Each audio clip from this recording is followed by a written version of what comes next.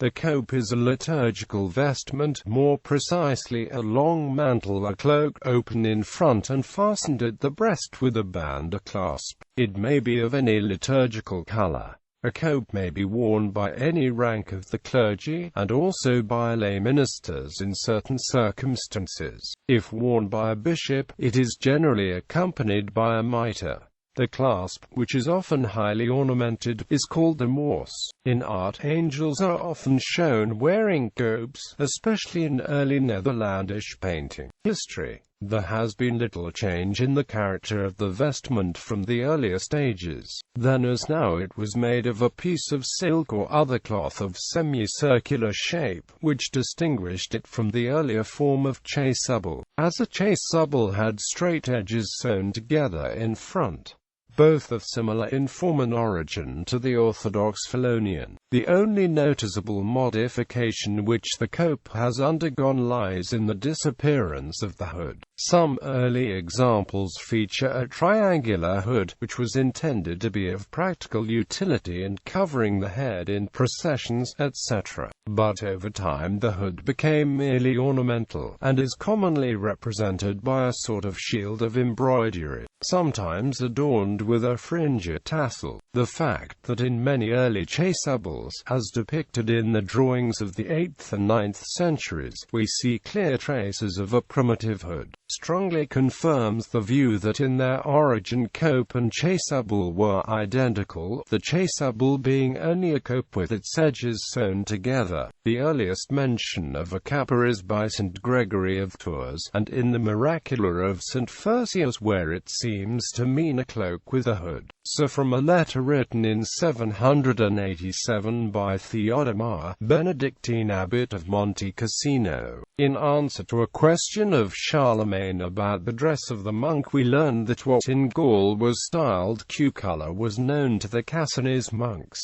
as cappa. Moreover, the word occurs more than once in Alcuin's correspondence, apparently as denoting a garment for everyday wear. When Alcuin twice observes about a casula which was sent him that he meant to wear it always at Mass, we may probably infer that such garments at this date were not distinctively liturgical owing to anything in the material or construction, but that they were set aside for the use of the altar at the choice of the owner, who might equally well have used them as part of his ordinary attire. In the case of the chasuble, the process of liturgical specialization was completed at a comparatively early date, and before the end of the 9th century the maker of a casula probably knew quite well in most cases whether he intended his handiwork for a mass vestment or for an everyday outer garment. But in the case of a cappa or cope, this period of specialization seems to have been delayed until much later. The 200 cappa copes which appear in a St. Requia inventory in the year 801, a number increased to 377 by the year 831, were thought to be mere cloaks, for the most part of rude material and destined for common wear. It may be that the use in choir was believed to add to the decorum and solemnity of the divine office, especially in the winter season. In 831 one of the St. Requia copes is specially mentioned as being of chestnut color and embroidered with gold. This no doubt implies use by a dignitary, but it does not prove that it was as yet regarded as a sacred vestment. In fact, according to the conclusions of Edmund Bishop, who was the first to sift the evidence thoroughly, it was not until the 12th century that the cope, made of rich material, was in general use in the ceremonies of the Church, at which time it had come to be regarded as the special vestment of cantors. Still, an ornamental cope was even then considered a vestment that might be used by any member of the clergy from the highest to the lowest, in fact even by one who was only about to be tonsured. Amongst monks it was the practice to vest the whole community, except the celebrant and the sacred ministers who assisted the celebrant, in copes at High Mass on the greatest festivals, whereas on feasts of somewhat lower grade, the community were usually vested in albs.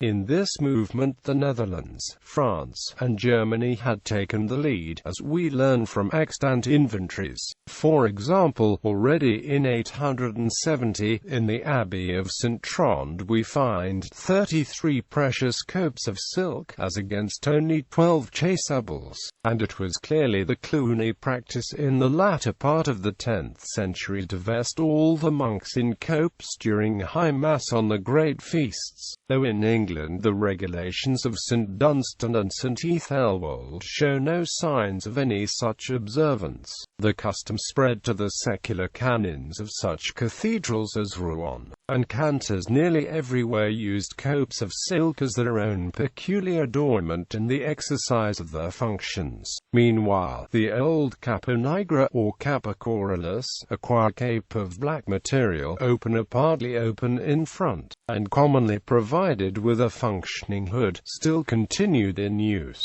while the cope was a liturgical vestment made of rich, colorful fabric and often highly decorated. The capo nigra was a practical garment, made of heavy plain black wool and designed to provide warmth in cold weather, whereas the cope's hood had long since become a non-functional decorative item. The hood of the capo nigra remained functional. The capo nigra was worn at the divine office by the clergy of cathedral and collegiate churches, and also by many religious, as, for example, it is retained by the Dominicans during the winter months down to the present day. No doubt the copes of the friars, to which so many references in the Wycliffite literature and in the writings of Chaucer and Langland are found, designate their open mantles, which were, we may say, part of the full dress, though not always black in color. On the other hand, it is worth a note that the capa clausa, or close cope, was simply a copa cape sewn up in front for common outdoor use. The wearing of this, says Bishop, instead of the capa sissa, the same cope not sewn up,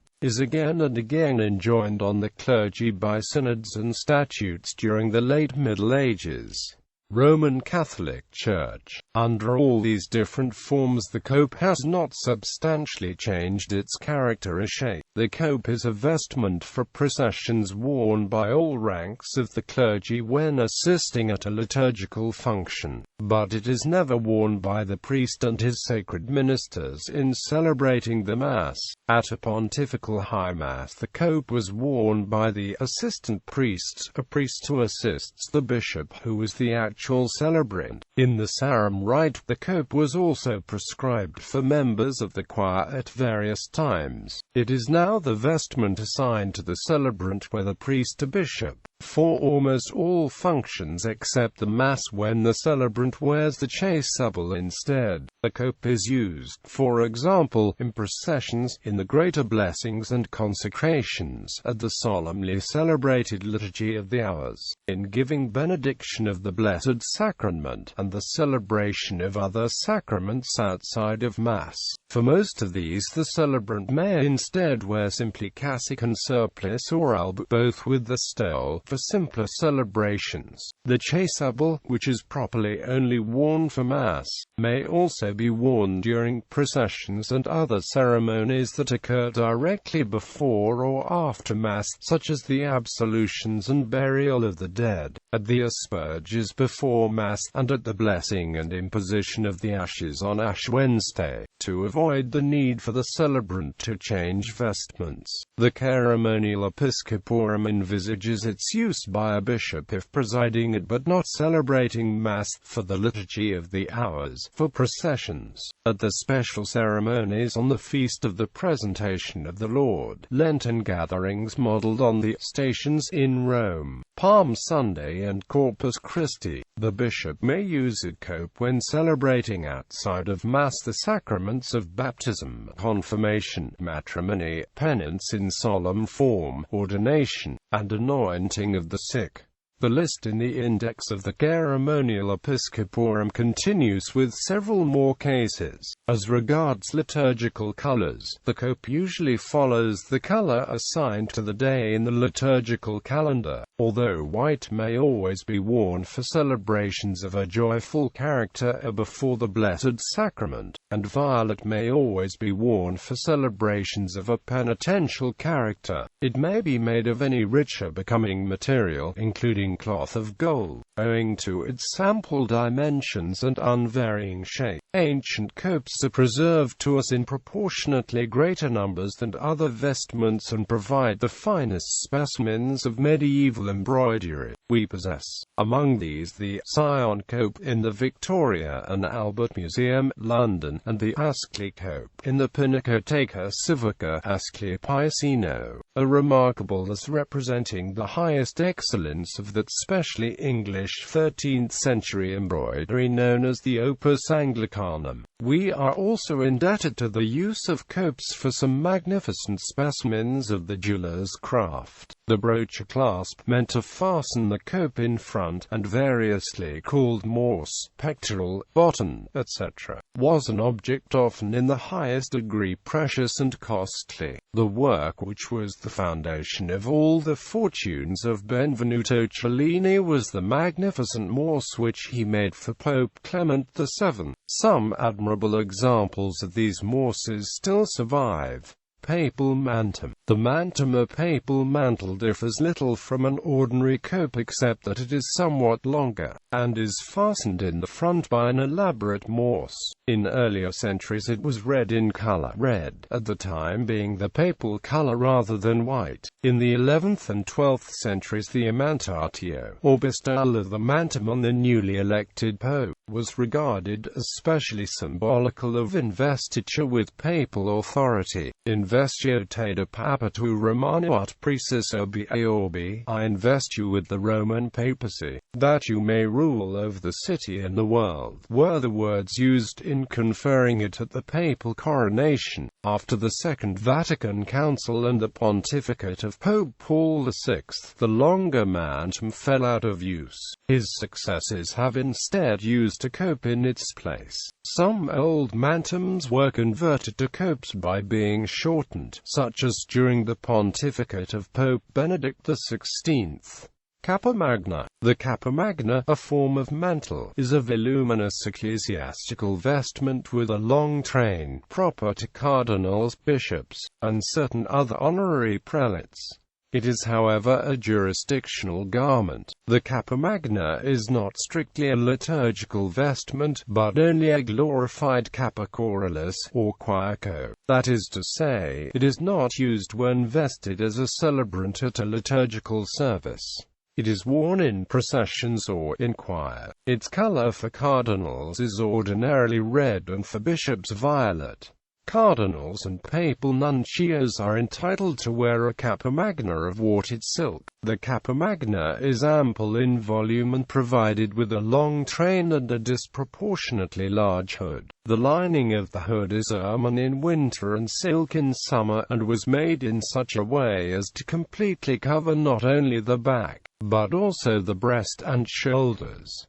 The hood is functional and in earlier times was often placed on the head and covered with the galero. This used to be the custom when the Pope created a new cardinal at a consistory. Nowadays, the hood is normally worn over the head only during penitential rites. Previously, cardinals who were members of specific religious orders would wear a capa magna in the color of their order. Nowadays, the few remaining cardinals who still use this garment wear red. The motu proprio Valde Solicity of 30 November 1952 ordered that the train of the capa magna should be shortened by about half. The 1969 instruction on the dress, titles and coats of arms of cardinals, bishops and lesser prelates laid down that the capa magna, always without ermine, is no longer obligatory. It can be used only outside of Rome, in circumstances of very special solemnity. Since then, the capa magna is hardly ever used except in celebrations according to the pre-1969 liturgical books,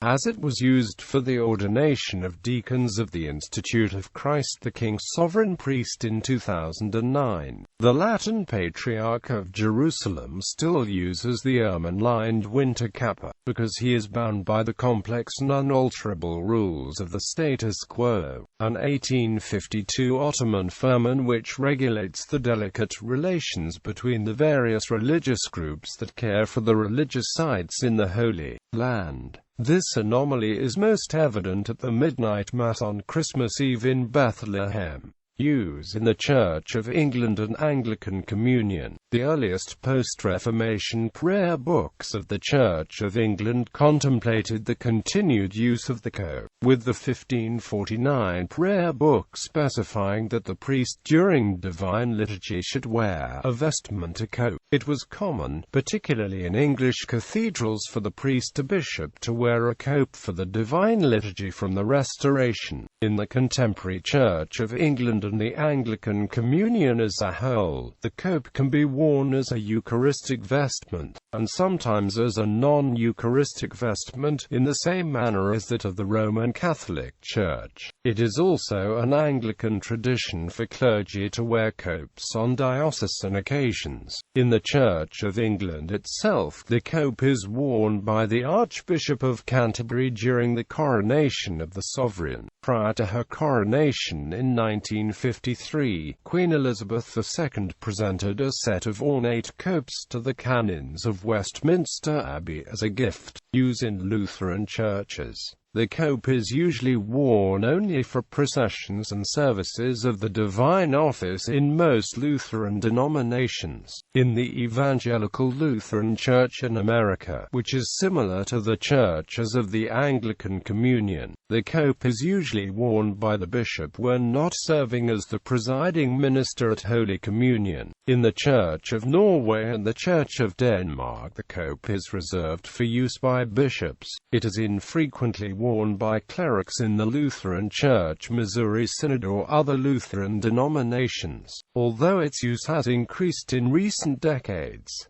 Use in universities. As part of academic dress, the University of Cambridge uses a cope known as a cappa clausa, which is made of scarlet superfine cloth with the cowl lined and the cape opening, edged with white fur, and is closed with clasps. This was once the congregation dress of DDs, but has now come to be the Vice-Chancellor's official congregation dress when conferring degrees. Electors presenting candidates for higher doctoral degrees also wear the cope. The only other place that still uses the cope is the University of the South in America, where it is also the official dress of the Vice-Chancellor. The only difference from the Cambridge cope is that the cape hem is also edged in fur. The academic cope is similar to the parliamentary robes of prelates in the House of Lords worn during the UK state opening of Parliament.